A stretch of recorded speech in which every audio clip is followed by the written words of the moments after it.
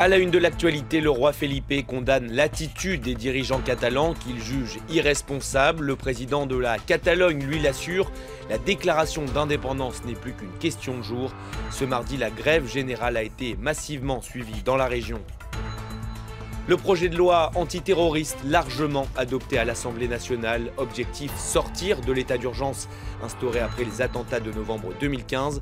La gauche dénonce un texte liberticide, trop laxiste, réplique-t-on à droite. Prochaine étape, son examen par les sénateurs. Les enquêteurs américains cherchent toujours à cerner la personnalité du tueur de Las Vegas, un retraité de 64 ans, amateur de casino, que rien ne semblait prédestiné à une telle folie meurtrière. Si le mobile reste flou, ils en savent désormais plus sur la préparation de son passage à l'acte. Voilà pour les titres. Bonjour, soyez les bienvenus sur France 24. Ils se sont mis en marge du droit et de la démocratie. Lors d'une allocution télévisée d'une rare fermeté, le roi Felipe a condamné l'attitude des dirigeants catalans. 2 jours après le référendum d'autodétermination jugé illégal par Madrid, le bras de fer semble donc se durcir avec les indépendantistes. On écoute le roi d'Espagne, Felipe VI. Nous sommes arrivés au point culminant d'une tentative inacceptable d'appropriation des institutions historiques de Catalogne. Ces autorités, de manière claire et indiscutable, se sont mis en marge du droit et de la démocratie. Pendant ce discours, le roi Felipe s'est posé en garant de la souveraineté nationale, appelant les Espagnols à l'unité. Écoutez les précisions de notre correspondante à Madrid, Mélina Huet. C'était un message à nation enregistré, 5 minutes, donc très court. C'est un rappel de la règle. Il a affirmé que les indépendantistes ont porté atteinte aux lois de l'État. Il a eu des mots très forts. Ils ont réussi à diviser la société. Il a dénoncé leur comportement, je cite, irresponsable. C'est une forme de déloyauté. Et puis, on l'attendait sur une forme de dialogue. Et il a d'abord souhaité s'adresser aux Catalans, mais attention à pas à tous les Catalans, d'abord ceux, je cite, préoccupés par les agissements de leur exécutif en Catalogne. Il leur a dit, vous n'êtes pas les seuls, vous avez notre solidarité et puis la garantie de l'état de droit. Finalement, il ne s'est pas du tout adressé aux 70% de Catalans qui veulent un référendum et qui ne sont pas tous d'ailleurs pour l'indépendance, puisque pour rappel, le dernier sondage donne 41% de oui à une véritable autonomie. Donc tous ne veulent pas l'indépendance, mais tous veulent voter, en tout cas une grande majorité. On sent dans ce discours une forte touche du PP, du Parti populaire, qui est le parti conservateur au pouvoir en Espagne, à la tête duquel Mariano Rajoy. Il n'y a pas vraiment d'avancée, pas de proposition, je l'ai dit, pas d'appel au dialogue, et c'est pourtant ce qu'on attendait d'un tel discours exceptionnel du roi. Et une chose encore, sauf à de rares exceptions, et c'est peut-être le cas ce soir, on ne le sait pas, les discours de la couronne sont écrits par le gouvernement et puis relus ensuite et validés par le palais. Donc on sent finalement cette touche avec des mots qui ont été parfois employés par Mariano Rajoy lui-même le soir du référendum. Et le président de la Catalogne a répondu à cette allocution télévisée de Felipe VI pour Carles Puigdemont.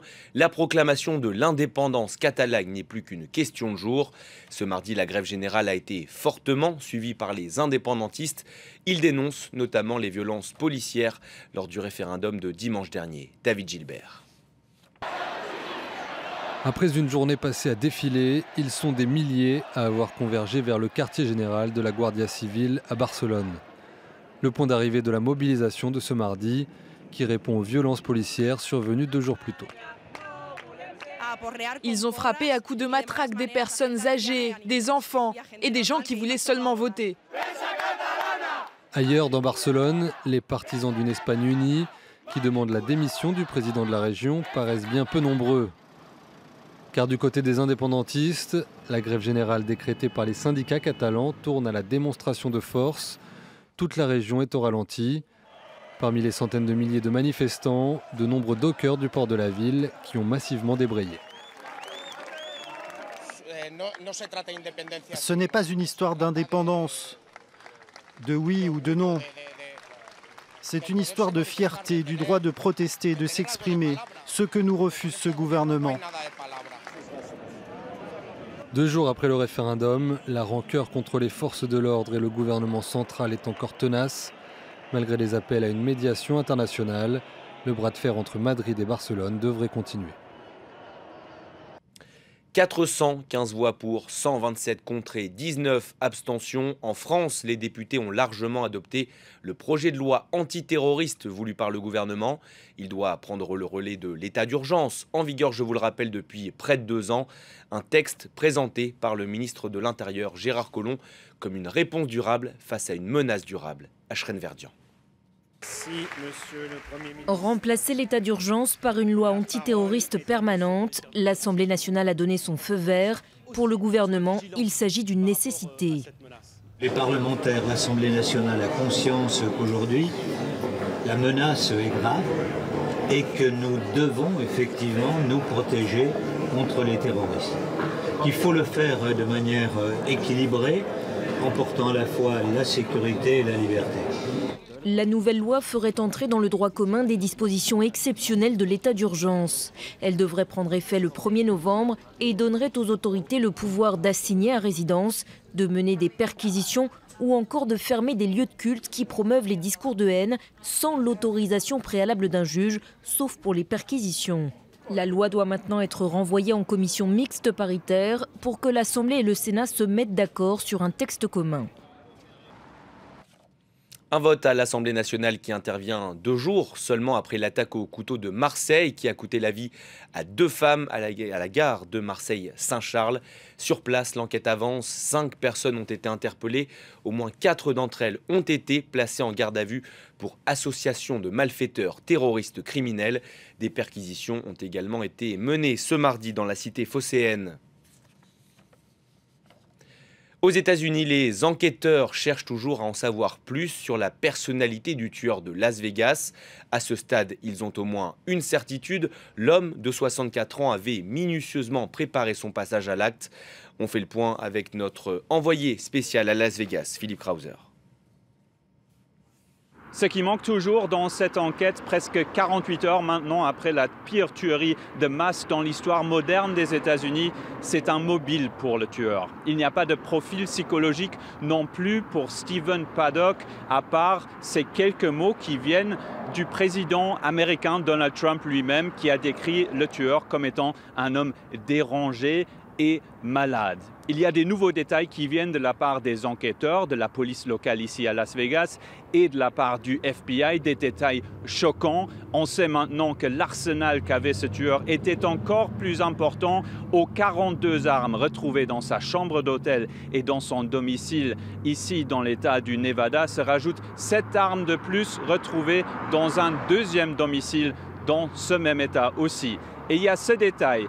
Ce tueur avait installé des caméras à l'extérieur de la chambre d'hôtel et à l'intérieur, selon le shérif, peut-être pour pouvoir voir si les forces de l'ordre arrivaient sur place. Ce mercredi, c'est l'arrivée du président américain Donald Trump sur place, un exercice très difficile pour lui. C'est la première tuerie de masse qu'il a à gérer. Il viendra peut-être ici. C'est l'un des hôpitaux qui a dû accueillir les plus de 500 blessés pendant cette tuerie il y a maintenant presque 48 heures.